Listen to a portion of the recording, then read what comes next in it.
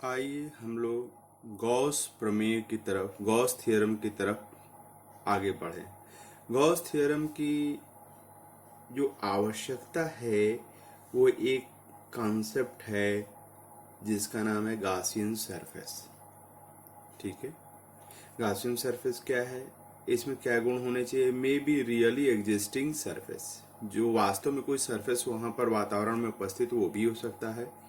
May be hypothetical surface, कोई काल्पनिक सतह भी हो सकता है।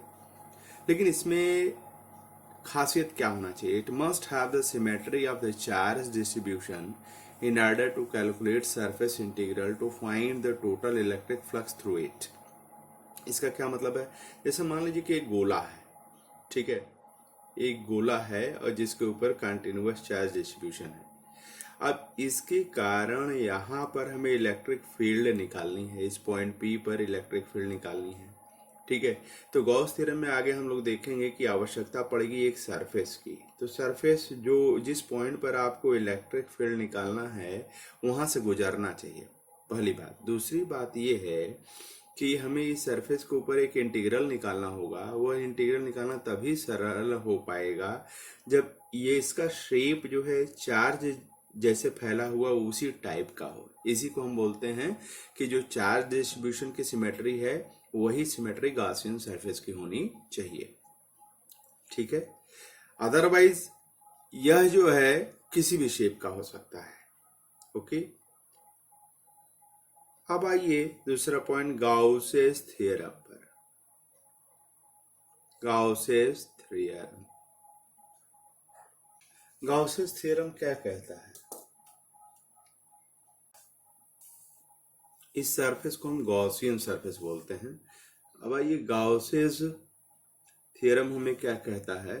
गाउसेस थ्योरम ये कहता है कि अगर ये किसी भी सतह के ऊपर, मान लीजिए कि यह गोलाकार सतह है, गोलाकार मतलब स्फेरिकल है, ठीक है, किसी भी सरफेस, कोई भी सरफेस अगर किसी इलेक्ट्रिक फील्ड में उपस्थित है, मान लीजिए यहाँ इलेक्ट्रिक फील्ड ऐसे है, यहाँ इलेक्ट्रिक फील्ड ऐसे है, यहाँ इलेक्ट्रिक फील्ड ऐसे है, यहाँ इलेक्ट्रिक फील्ड ऐसे है, ठीक है, तो किसी भी सरफेस पर जो सरफेस इंटीग्रल है ई डॉट डी एस, ठीक है, इसके ऊपर छोटा सा अगर सतह लिया जाए डी एस वेक्टर, ठीक है, इसकी डायरेक्शन इधर है, यहाँ पर है ना, इलेक्ट्रिक फील्ड मान लेते हैं इधर की तरफ है, तो ई डॉट डी एस निकालिए।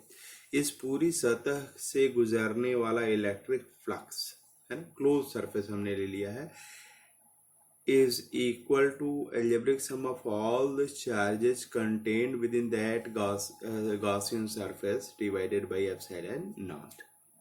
गाउसेस थ्योरम क्या कहता है कि अगर किसी इलेक्ट्रिक फील्ड में कोई क्लोज सरफेस है तो उसके ऊपर इलेक्ट्रिक फील्ड का सरफेस इंटीग्रल निकाल लिया जाए, मतलब उस सरफेस को जो है छोटे छोटे टुकड़ों में बांट दिया जाए, ठीक है, अत्यंत छोटे छोटे टुकड़ों में बांट दिया जाए। तो एक छोटे टुकड़े का एरिया क्या है? डी एस वेक्टर है ना। यहाँ पर मान लीजिए इलेक्ट्रिक फील्ड इधर की तरफ है, तो ई डॉट डी एस हर पॉइंट पर निकाल करके जोड़ दीजिए ओवर द सरफेस, ठीक है।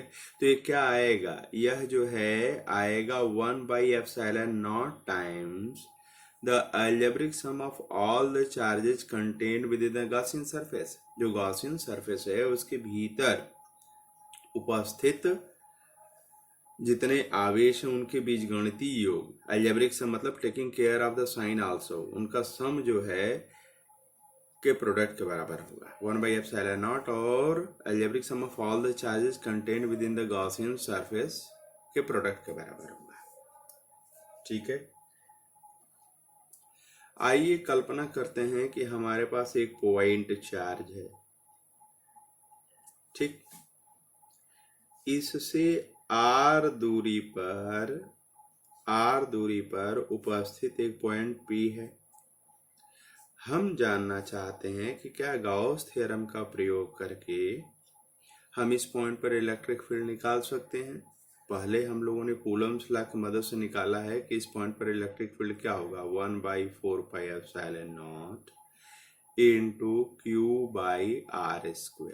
ठीक है, अब इसी चीज को हम गाउस थ्योरम की मदद से करना चाहते हैं। तो उसके लिए गॉस थ्योरम की मदद से हमें एक काल्पनिक सतह बनानी पड़ेगी जिसका नाम क्या है, गॉसियन सरफेस। तो गॉसियन सरफेस उस पॉइंट से जरूर गुजरना चाहिए जहां पर आपको इलेक्ट्रिक फील्ड निकालना है, पहला पॉइंट। और दूसरा पॉइंट जो है उसकी सिमेट्री ऐसी होनी चाहिए जो चार्ज के, तो चार्ज जो पॉइंट है तो ये स्फेरिकल सिमेट्री है, तो यहाँ पर एक गोला खींचेंगे जिसका केंद्र कौन होगा, जिसका केंद्र होगा, जिसका केंद्र होगा क्या होगा, ये जिसका सेंटर होगा चार्ज इटसेल्फ, क्योंकि ये पॉइंट चार्ज है। ठीक है, तो आप जानते हैं कि यहाँ पर अगर टेस्ट चार्ज रखेंगे तो रेडियली आउटवर्ड, यहाँ पर अगर रखेंगे तो radially outward electric field produce करेगा, यहाँ रखेंगे तो रेडियली आउटवर्ड, यहाँ पर रखेंगे तो रेडियली आउटवर्ड, यानी हर जगह पर इलेक्ट्रिक फील्ड इस पॉइंट चार्ज के कारण इस गॉसियन सरफेस के ऊपर रेडियली आउटवर्ड होगा। ठीक है, अब इस पर छोटे छोटे टुकड़े अगर ले लिए जाएं, डी एस सरफेस है ना, तो डी एस वेक्टर इधर हो गया और ई वेक्टर है इधर हो गया, दोनों एक दूसरे के पैरेलल हैं, तो हर पॉइंट पर ऐसा होगा, हर पॉइंट पर ऐसा होगा। ठीक है, तो हर पॉइंट पर अगर ये ऐसा हो रहा है तो आइए गॉसेस थ्योरम के अनुसार क्या है, गॉसेस थ्योरम के अनुसार the surface integral of the electric field over the closed Gaussian surface है ना, closed Gaussian surface is equal to 1 by epsilon naught times the algebraic sum of all the charges contained within the Gaussian surface है ना, मतलब plus और minus का ध्यान रखेंगे तो उसको अलजेब्रिक सम बोलेंगे, बीजगणितीय योग। तो यहाँ पर आइए पूरे सरफेस पर, स्फेरिकल सरफेस का नाम मैंने एस दे दिया, तो ये सरफेस पर ई डॉट डी एस क्या होगा, आप देखिए यहाँ पर जो है हर पॉइंट पर इलेक्ट्रिक फील्ड और डी एस वेक्टर क्या होगा, सेम डायरेक्शन में होंगे, तो उनके बीच में एंगल क्या होगा, जीरो होगा। तो ई डॉट डी एस अगर निकालें तो यह E into D S into cos zero हो जाएगा, cos zero is equal to 1 हो जाएगा, तो this is equal to 1 by epsilon naught into algebraic sum of, देखिए इस गॉसियन सरफेस के भीतर भैया तो एक ही चार्ज ही है, ये सोर्स चार्ज। ठीक है, सोर्स चार्ज यहाँ पर है तो केवल एक लौता चार्ज यहाँ पर रख देंगे, अलजेब्रिक सम क्या एक ही है ये, तो ई डॉट डी एस। और दूसरी बात ये है कि सिमेट्री होने के कारण जो magnitude of the electric field यहाँ पर होगा वही magnitude of the electric field यहाँ पर होगा, वही magnitude of the electric field यहाँ पर होगा, वही magnitude of the electric field यहाँ पर होगा। क्यों, सोर्स वही है, डिस्टेंसेज भी क्या है, सेम है, तो हर पॉइंट पर इलेक्ट्रिक फील्ड क्या होगा, सेम होगा। ठीक है, नाउ अब ई तो कांस्टेंट है वो over the whole surface and the sum of all D S है ना over the surface is equal to 1 by epsilon naught times that of the charge। और सभी टुकड़ों, छोटे छोटे टुकड़ों को जोड़ दिया जाए तो कर्व्ड सरफेस एरिया ऑफ क्या मिल जाएगा, curved surface area of the Gaussian surface मिल जाएगा। तो दैट इज यहाँ स्फीयर 4 पाई आर स्क्वायर हो जाएगा, तो this is equal to 1 by epsilon naught into q. तो therefore this implies that E is equal to 1 by 4 pi epsilon naught into Q by R square। ठीक है, यही चीज हम लोगों ने कूलम्स लॉ से भी निकाला है, यानी गॉसेस थ्योरम हमारी यहाँ पर बहुत जबरदस्त मदद कर रहा है, बिल्कुल सक्सेसफुल है थ्योरम। ठीक है, अब गॉसेस थ्योरम का उपयोग करके अगर पहला जो है एग्जाम्पल, प्रैक्टिकल एग्जाम्पल लिया जाए तो गॉसेस थ्योरम का प्रयोग करके हम निकाल सकते हैं इस वायर है ना, ये इनफाइनाइट लेंथ का वायर है, इनफाइनाइट लेंथ का वायर है, और मान लीजिए कि हमने इसको पॉजिटिव चार्ज दे दिया है। ठीक है, हमने इसको पॉजिटिव चार्ज दे दिया है विथ लीनियर चार्ज डेंसिटी कितना, लैम्डा। लीनियर चार्ज डेंसिटी मतलब अगर dl लंबाई पर चार्ज की मात्रा dq है तो यूनिट लंबाई पर कितना होगा, this will be equal to dq by dl, और इसी को हम क्या बोलते हैं, लैम्डा। ठीक है, ओके। अब इससे r डिस्टेंस पर अगर यह पॉइंट उपस्थित है है ना, आर डिस्टेंस पर यह पॉइंट पी अगर उपस्थित है, तो यहाँ पर हम चाहते हैं कि ये इनफाइनाइट लेंथ का जो वायर है जिसको चार्ज दिया गया और जिसकी लीनियर चार्ज डेंसिटी लैम्डा के बराबर है, इस पॉइंट पर कितना इलेक्ट्रिक फील्ड होगा। तो देखिए, चूंकि इनफाइनाइट लेंथ का है, इसलिए भैया यहाँ पर आप कूलम्स लॉ जान रहे हैं, ठीक, आप सुपरपोजिशन प्रिंसिपल भी जान रहे हैं, लेकिन यहाँ निकालना कठिन हो जाएगा, लेकिन गॉसेस थ्योरम से बड़ा आसानी से निकाला जा सकता है। तो हमारा टारगेट ये है कि यहाँ पर इलेक्ट्रिक फील्ड निकालें, ठीक है, किस पॉइंट पर, पी पॉइंट पर, किसके कारण, इस इनफाइनाइट लेंथ के वायर के कारण, है ना। पॉइंट पी और ये इनफाइनाइट लेंथ के वायर के बीच में डिस्टेंस कितना है, स्मॉल आर के बराबर है, ठीक है। तो यहाँ पर इलेक्ट्रिक फील्ड निकालना, तो इलेक्ट्रिक फील्ड में दो बातें हैं, एक है मैग्नीट्यूड और दूसरा क्या है, direction, magnitude as well as direction. तो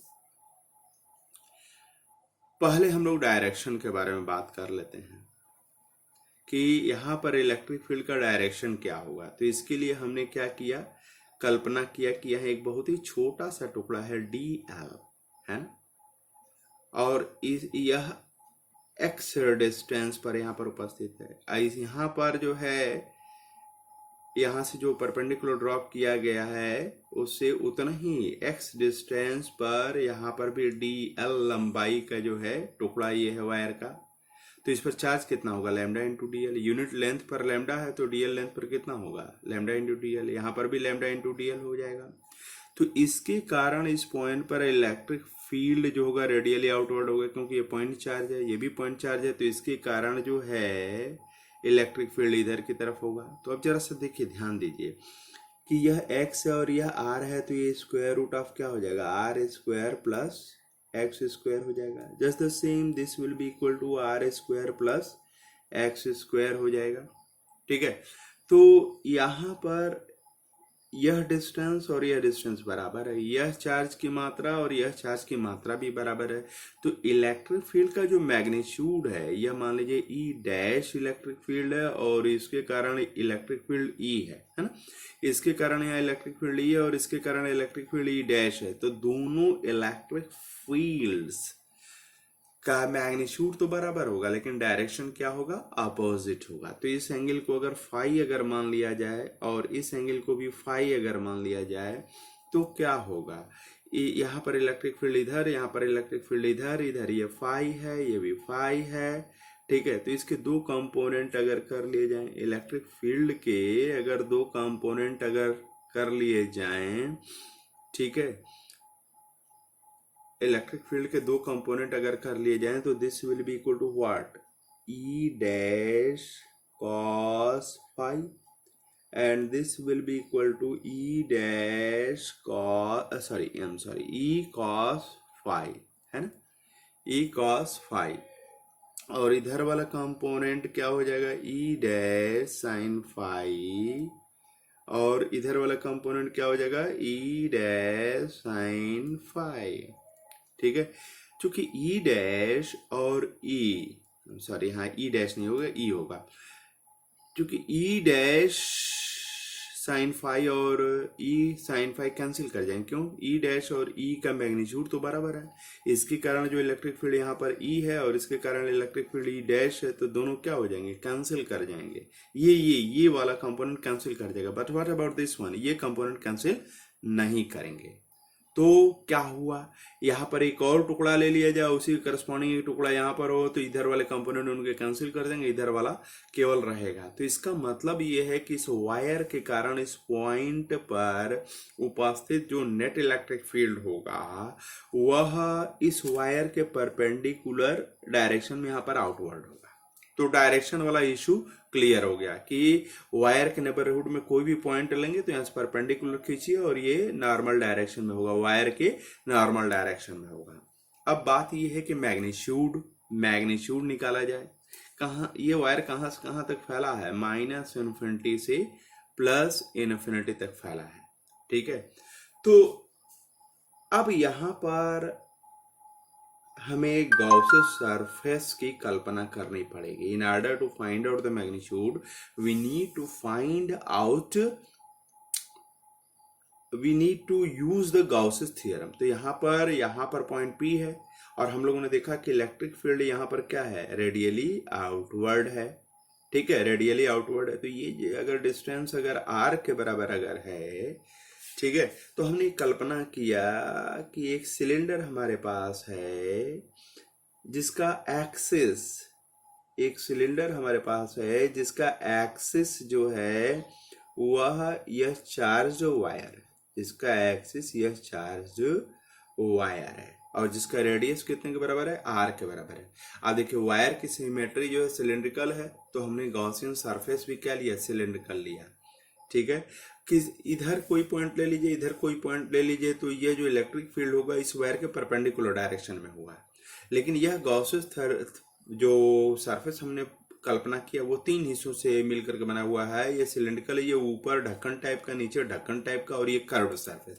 तो कर्व्ड सरफेस पर जो है डी एस वेक्टर जो होगा उधर ही होगा, जिधर इलेक्ट्रिक फील्ड होगा। लेकिन इस सरफेस पर जो है इलेक्ट्रिक फील्ड तो इधर है, but direction of the surface, जो छोटा सरफेस है डी एस वेक्टर, वो इधर की तरफ है।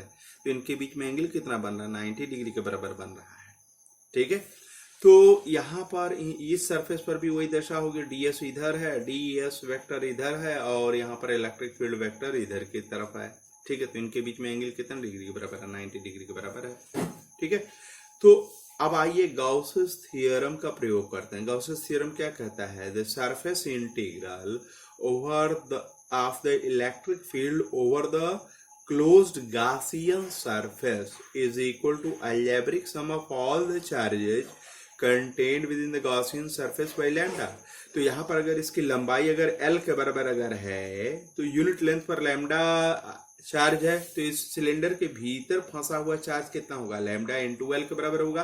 तो algebraic sum of all the charges lambda into L के बराबर हो जाएगा बाई एफ साइलेन, सॉरी यहाँ एफ साइलेन नॉट होना चाहिए था, बाई एफ साइलेन नॉट। अब इस इंटीग्रल क्या होता है, सम होता है, जोड़ ही होता है। तो सरफेस 1 इसको हम सरफेस 1 बोल दें, इसको सरफेस 2 बोल दें, और कर्व सरफेस को सरफेस 3 बोल दें, है ना। तो फर्स्ट सरफेस पर ई डॉट डी एस, ठीक है, प्लस सेकेंड सरफेस पर E dot D S, plus third surface पर ई डॉट डी एस निकाल लिया जाए, that is equal to lambda into L by epsilon naught. अब देखिए फर्स्ट सरफेस और सेकंड सरफेस पे ये जीरो हो जाएगा, ई डॉट डी एस, दो वेक्टर जिनके बीच एंगल 90 डिग्री के बराबर होता है उनका डॉट प्रोडक्ट क्या होता है, जीरो होता है, अदिश गुणन क्या होता है, जीरो होता है।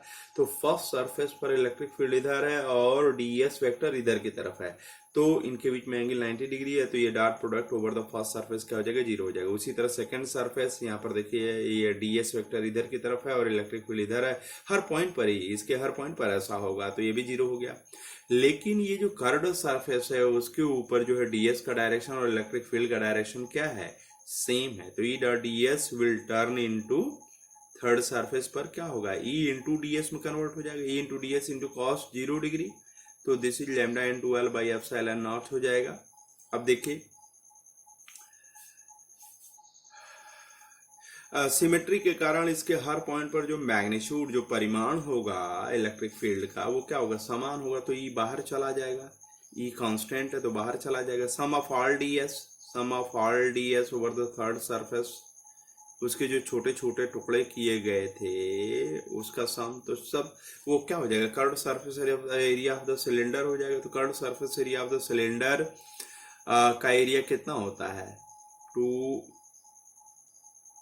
पाई आर इंटू एल हो जाएगा, 2 पाई आर एच होता है तो एच की जगह इसका लेंथ एल हो जाएगा, ठीक है, lambda into L divided by epsilon naught. तो एल कट गया, तो therefore E is equal to क्या हो जाएगा, lambda divided by 2 pi epsilon naught into R के बराबर हो जाएगा। तो देखिए गॉसियन थ्योरम की मदद से इनफाइनाइट लेंथ का जो वायर है, चार्ज है, उसके कारण आर डिस्टेंस पर हमने इलेक्ट्रिक फील्ड का मैग्नीट्यूड गॉसियन थ्योरम की मदद से निकाल लिया, है ना। और लॉजिक के माध्यम से क्या निकाल लिया, डायरेक्शन निकाल लिया। तो सिंपल मैथमेटिक्स से अगर इंटीग्रल कैलकुलस की मदद से निकालना चाहते हैं तो भी निकल जाता है, but it becomes too complicated to understand by a general student, है ना। तो इसलिए जो है गॉसेस थ्योरम हमारे लिए महत्वपूर्ण है। अब आगे के उदाहरण कल हम लोग करेंगे।